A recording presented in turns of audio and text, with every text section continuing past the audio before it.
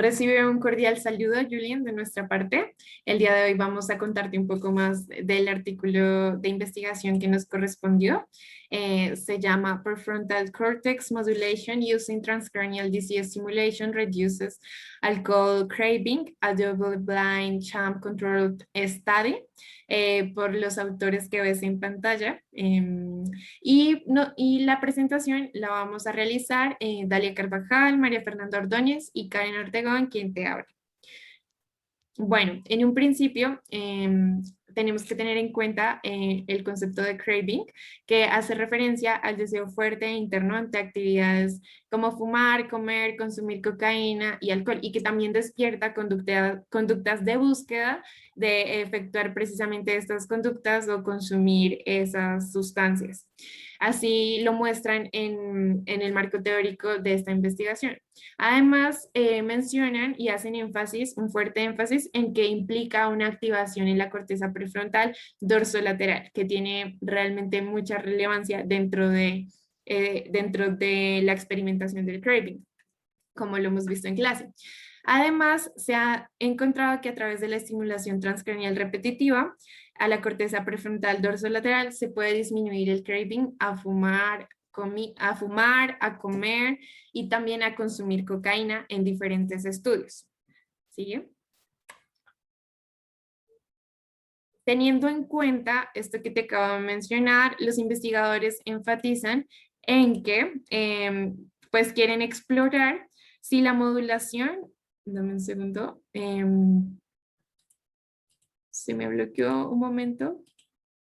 Ok, quieren explorar si la modulación de la excitabilidad cortical en esta área podría cambiar el craving por el alcohol utilizando otro método no invasivo de estimulación cerebral, a saber, la estimulación transcranial de corriente continua. Ahora, para entender un poco más, debemos saber, dame un segundo. Bueno, debemos entender qué es la estimulación transcranial de corriente continua y por qué la utilizaron en este estudio.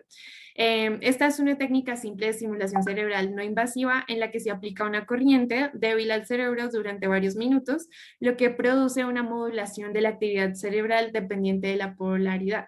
Además, pues en este estudio decidieron utilizarla por dos factores. Por la sensación del cuero cabelludo asociada con la estimulación, y esta solo dura un par de segundos, contrario a la que utilizaron en los demás estudios, y además que es una técnica simple, segura, económica y un dispositivo portátil. También para nuestro análisis posterior es necesario entender a qué hace referencia la estimulación anódica. Esta hace referencia a generar mayor excitabilidad cortical y la catódica se asocia a un descenso de niveles de glutamato, es decir, también reduce la excitabilidad cortical. Bueno, en cuanto a nuestras variables identificadas en la investigación, tenemos dos variables independientes. La primera es el tipo de tratamiento. Como puedes ver, una primera condición que es la estimulación anódica de la corteza prefrontal dorsolateral izquierda y estimulación catódica de esta misma, pero derecha. La segunda condición habla de lo contrario, o sea, la estimulación anódica de la corteza derecha y la estimulación catódica de la izquierda. Y por último, la tercera condición hace referencia a la simulación de que se está estimulando, pero realmente no hay estimulación. Luego tenemos el tiempo de tratamiento, que es pues en los momentos donde se realiza la evaluación del craving. Y también en cuanto a las variables dependientes, tenemos el nivel de craving que se obtuvo a través de un cuestionario que se le pregunta a los participantes. Continúa. Ok, en cuanto al método, los investigadores contaron con la participación de 13 personas en una edad de media de 41 años, y estos participantes debían cumplir con los criterios de diagnóstico de dependencia del alcohol definidos por la cuarta edición del Manual de Diagnóstico y Estadístico de Trastornos Mentales.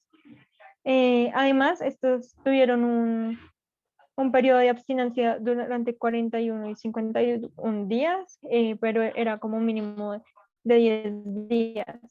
Los criterios de inclusión fueron que estuvieran en edades comprendidas entre 30 y 55 años, su dependencia al alcohol y un historial mínimo de bebidas, en promedio de 14 por semana durante 14 semanas consecutivas. Además, se excluyeron quienes tuvieran algún trastorno neuropsiquiátrico, abuso de drogas o estuvieran en estado de embarazo. En un principio, claramente, los sujetos dieron su consentimiento informado por escrito para participar en el estudio y se obtuvo la aprobación del Comité de Ética de Investigación Local de la Universidad de Mackenzie, donde se realizó la investigación. El protocolo experimental fue diseñado y llevado a cabo de acuerdo a los principios de la Declaración de Helsinki y se hizo uso de imágenes de bebidas alcohólicas y situaciones a las que los sujetos estarían más expuestos a través de 6 películas diferentes, para así evitar recaídas. También este estudio fue un estudio cruzado aleatorizado de doble ciego con control simulado en el que los sujetos recibieron 3 tipos diferentes de estimulación bilateral, como lo comentaba mi compañera hace poco, y estas se hicieron de manera aleatoria. Así, los investigadores, en primer lugar, iniciaron aplicando un cuestionario sociodemográfico de hábitos de consumo de alcohol y un cuestionario de datos breves sobre dependencia del alcohol. Posterior a esto, realizaron una evaluación de línea base, aplicando un cuestionario sobre la necesidad del alcohol y una escala analógica visual para medir su estado de ánimo. Luego, los participantes fueron expuestos a las señales para inducir antojo. Acá pues se les presentó un video que mostraban las señales apetitivas, como les mencioné ahorita, durante 5 minutos. Después se prosiguió evaluando a los sujetos nuevamente con respecto a su ansia de alcohol y se dio la estimulación transcraneal de corriente durante 20 minutos y se repitió con el mismo procedimiento. Aquí, pues en la siguiente diapositiva pueden ver cómo los investigadores definieron los puntos de tiempo. Entonces, el primero fue evaluación de la línea base, el segundo, evaluación después de las primeras señales de alcohol antes de darles la estimulación transcraneal, después la evaluación después de esa estimulación transcraneal y antes de las segundas señales apetitivas de alcohol y por último la evaluación después de la estimulación transcraneal y los indicios de alcohol. En cuanto a los resultados, en esta primera gráfica podemos ver la respuesta a la interrogante de si la estimulación transversal activa, es decir, con anódica izquierda y catódica derecha o anódica derecha y catódica izquierda, llevaría a un cambio en los niveles de antojo en comparación con la simulación transcraneal simulada. Entonces, lo que podemos observar en cada una de las columnas es esos niveles de deseo que se vieron. Es notable que el cambio medio del deseo fue de -2 cuando se realizó una estimulación transcraneal simulada, mientras que hubo un cambio del 20% cuando la simulación fue anódica izquierda y catódica derecha, y un 27% cuando fue anódica derecha y catódica izquierda, lo que muestra que el antojo cambió solo después de la estimulación activa y que cuando hubo una estimulación transcraneal simulada hubo aumento del deseo. Aquí me faltó mencionar que cuando el cambio es positivo, significa una reducción del deseo y cuando hay un cambio negativo indica un aumento de este deseo.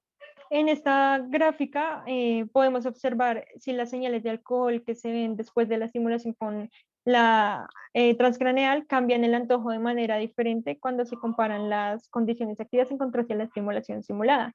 En otras palabras, aquí podemos ver el cambio en los niveles de antojo entre la exposición a las señales y el tratamiento a través del tiempo. Entonces, los resultados nos muestran que las señales de alcohol no pudieron incrementar el deseo en las dos condiciones que recibieron estimulación activa, pero sí cuando se dio un aumento en condición simulada después de las señales de alcohol. Listo, en cuanto a la discusión, encontramos en los resultados que tanto la estimulación anodal y catodal derecha como izquierda disminuyeron significativamente el antojo de alcohol en comparación de la estimulación falsa, y la literatura ha comprobado que la modulación en la corteza prefrontal dorsolateral ha tenido cambios conductuales, cognitivos en personas sanas y cambios de humor en personas con un diagnóstico patológico como lo es la depresión. Si retomamos la teoría sobre el ciclo de adicción, vemos que cuando hay consumo de alcohol existe una sensibilización de los receptores de dopamina, por lo cual se muestra una activación de las vías mesolímbicas y por tanto un aumento en el sistema de recompensa. Frente a la falta o a la abstinencia de alcohol, existe una respuesta dada por esas vías mesolímbicas que aumenta la actividad de la corteza dorsolateral prefrontal, incitando a la persona a que realice conductas de búsqueda para saciar sus niveles de craving. Por tal razón, se comprueba a través de la literatura que la corteza dorsolateral prefrontal debe modularse para eliminar la cascada y disminuir las señales de recompensa y por tanto de búsqueda de consumo de la sustancia, en este caso el alcohol. Algunas explicaciones que vemos ligadas a la modulación de la corteza dorsolateral prefrontal, en especial la zona izquierda, están ligadas a, primero, una estimulación anodal o inhibición catódica que permita romper el equilibrio de la actividad de la corteza dorsolateral prefrontal, tanto izquierda como derecha, lo cual hace que los estados de antojo o craving disminuyan. Y la segunda explicación está ligada a un cambio en toda la red mesofrontolímbica, en la cual se pretende que en el momento de modular o estimular la corteza dorsolateral prefrontal, se está modulando al mismo tiempo otras áreas, como lo son el estriado y la amígdala, junto con la corteza orbitofrontal, los cuales también generarían una reducción en los niveles de craving.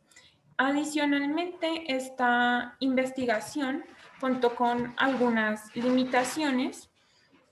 Por ejemplo, que su muestra está conformada por 13 participantes, lo cual es un poco bajo, pero se compensa en tanto es un estudio cruzado, es decir, que son 13 participantes, pero se hacen 3 condiciones diferentes, por lo cual obtenemos 39 medidas. Es cierto que no hay una evaluación formal del seguimiento de los resultados de disminución de craving, solamente se toma una medida 48 horas después y con esto se dice que es equivalente. Sería bueno comprobarlo con otros estudios. Además, no usan señales neutras, por lo tanto no es claro si la reducción del antojo o si la reducción del antojo se debe a que no se presentaron o a que la estimulación anodal no fue reportada correctamente por los participantes. Adicionalmente, se sugiere que estudios posteriores puedan mostrar más evidencia acerca de la estimulación cerebral no invasiva, porque podría ser un método eficaz para reducir diferentes tipos de antojo en pacientes diagnosticados con ansiedad. Y eso sería todo. Muchas gracias. Muchas gracias, Julien, por todo. Realmente disfrutamos mucho la clase y nada, un saludo muy especial de nuestra parte.